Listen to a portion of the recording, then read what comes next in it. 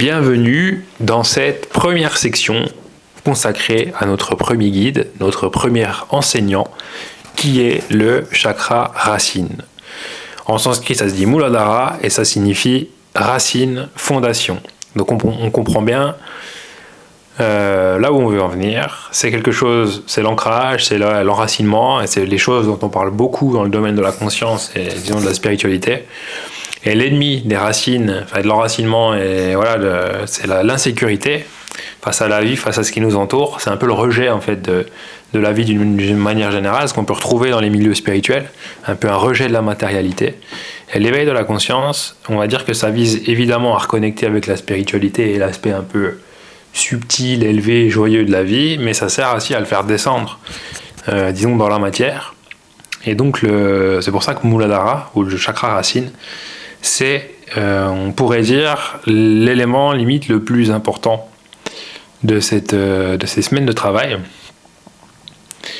Ça nous permet en fait de nous diriger sur Terre sans trop avoir peur, c'est-à-dire on est capable de trouver notre travail, on est capable d'avoir un foyer, on est capable de subvenir à nos besoins, on est capable de prendre des décisions qui vont nous amener au fur et à mesure à élever notre niveau de confort jusqu'à quelque chose qui nous convient, sans y être attaché et sans justement, parce que si on manque de quelque chose, on est dans l'insécurité, c'est-à-dire si on n'a pas assez à manger, si on a du mal à finir les fins de mois, si on a un logement qui peut être insalubre, enfin imaginons, ou même voire même SDF, les personnes sans abri, c'est un déracinement total, quoi. On est hors de la société, on est hors de tout, on n'a pas de place, et c'est assez terrible, quoi. Le sentiment d'insécurité que doivent ressentir ces gens doit être absolument horrible. Et donc et quand on vit quelque chose, si on a le malheur de vivre un truc très difficile, et généralement les racines elles en prennent un coup, quoi. Parce que si on perd un pilier dans nos vies, nos racines elles vacillent, quoi.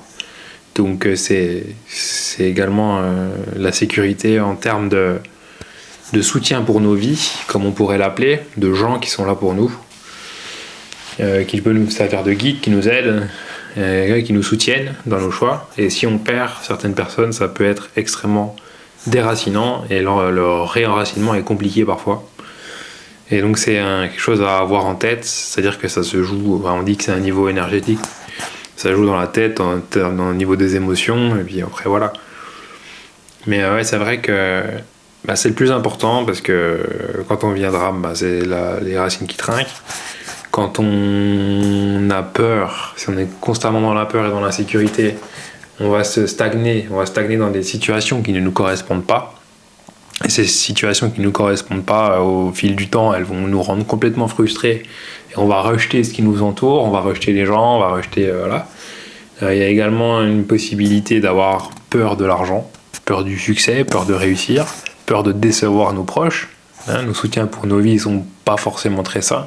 C'est-à-dire qu'ils nous soutiennent tant qu'on reste dans leur case, mais si on sort de leur case, ils ne nous soutiendront plus. Donc ça demande, pour avoir des vraies belles racines et vraiment se sentir bien en vie, c'est ça l'objectif, c'est se sentir bien en vie.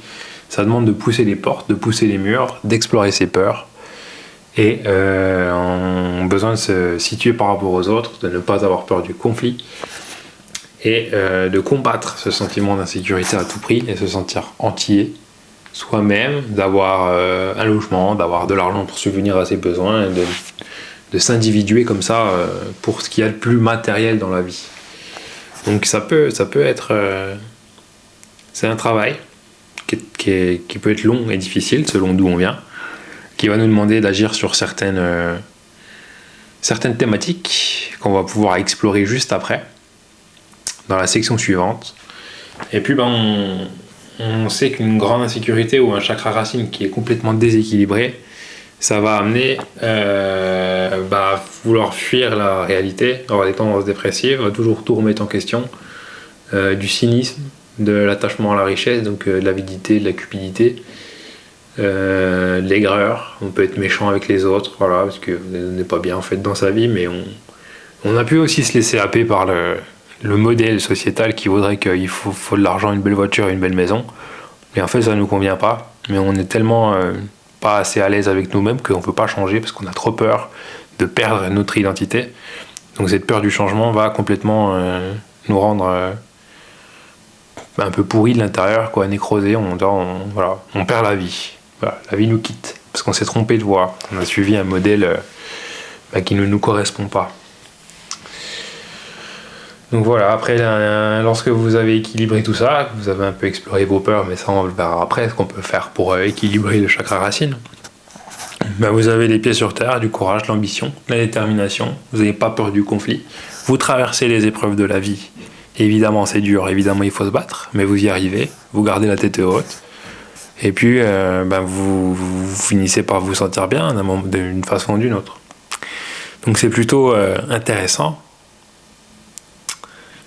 d'être en forme physiquement, d'être enraciné, d'être équilibré, de se sentir bien dans la vie, bien dans ses pompes, et puis de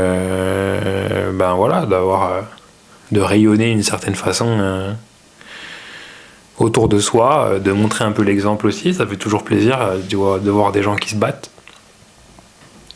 qui luttent pour eux, pour faire de l'humain quelque chose de plutôt décent et agréable, et puis voilà, et puis c'est inspirant, et donc je vous souhaite de devenir ces personnes-là, et là je crois que c'est à peu près tout pour ça.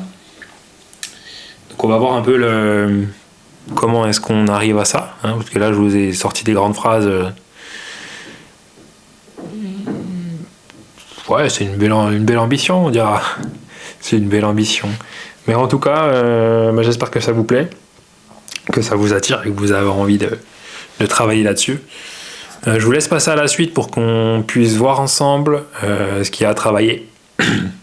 Donc les différentes questions qu'on peut se poser, les différents thèmes qu'on va aborder, ça va être beaucoup d'introspection. Et j'espère sincèrement que vous êtes prêts, parce que là on va rentrer dans le vif du sujet. Et puis on va voir un peu, on va ouvrir des portes. Donc on va voir un peu ce que ça peut donner. Donc je vous dis à tout de suite pour la vidéo suivante.